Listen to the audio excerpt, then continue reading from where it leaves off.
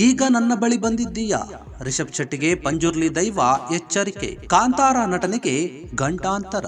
ಹೌದು, ಸ್ಯಾಂಡಲ್ವುಡ್ ನಟ ರಿಷಬ್ ಶೆಟ್ಟಿ ನಟಿಸಿ ನಿರ್ದೇಶಿಸಿರುವಂತಹ ಕಾಂತಾರ 1 ಸಿನಿಮಾ ಬಗ್ಗೆ ವೀಕ್ಷಕರಲ್ಲಿ ಈ ಬಾರಿ ಸಾಕಷ್ಟು ನಿರೀಕ್ಷೆ ಇದೆ, ಕುತೂಹಲ ಕೂಡ ಇದೆ. ಕಾಂತಾರ ಭಾಗ 1 ಸಿನಿಮಾ ನೋಡಲು ಸಿನಿ ಪ್ರಿಯರು ಕಾತುರದಿಂದ ಕಾಯ್ತಾ ಇದ್ದಾರೆ. ಈಗಾಗಲೇ ಈ ಸಿನಿಮಾದ ಫಸ್ಟ್ ಲುಕ್ ಕೂಡ ರಿಲೀಸ್ ಆಗಿದೆ.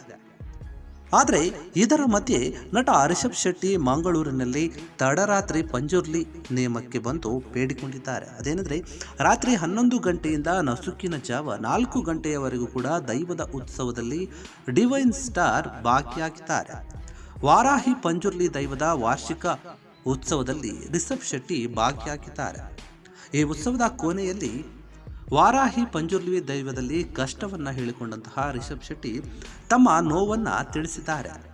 ಅದಾದ ಬಳಿಕ ದೈವ ಜಗತ್ತಿನೆಲ್ಲೆಡೆ ನಿನಗೆ ದುಶ್ಮನ್ಗಳಿದ್ದಾರೆ, ನಿನ್ನ ಸಂಸಾರ ಹಾಳು ಮಾಡಲು ಪ್ರಯತ್ನ ಮಾಡ್ತಾ ಇದ್ದಾರೆ, ನಿನ್ನ ಕಾರ್ಯ ಫಲ ನೀಡದಂತೆ ಹಾಳು ಮಾಡಲು ಭಾರಿ ಸಂಚು ನಡೀತಾ ಇದೆ.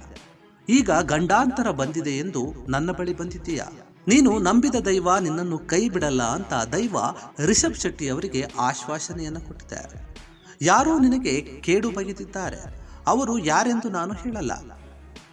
ನಿನಗೆ ಕೇಡು ಆಗದಂತೆ ನಾನು ನೋಡಿಕೊಳ್ಳುತ್ತೇನೆ. ನನಗೆ ಸೇವೆ ನೀಡುವ ಹರಕೆ ಕಟ್ಕೋ, 5 ತಿಂಗಳಲ್ಲಿ ಒಳ್ಳೆಯದು ಮಾಡ್ತೇನೆ ಅಂತ ಅಭಯ ನೀಡಿದೆ ಪಂಜುರ್ಲಿ ದೈವ. ಈ ಮೂಲಕ ಕೈ ಮುಗಿದು ಬೇಡಿಕೊಂಡ ರಿಷಬ್ ದಂಪತಿಗೆ ವಾರಾಹಿ ಪಂಜುರ್ಲಿ ದೈವದ ಅಭಯ ಸಿಕ್ಕಿದೆ.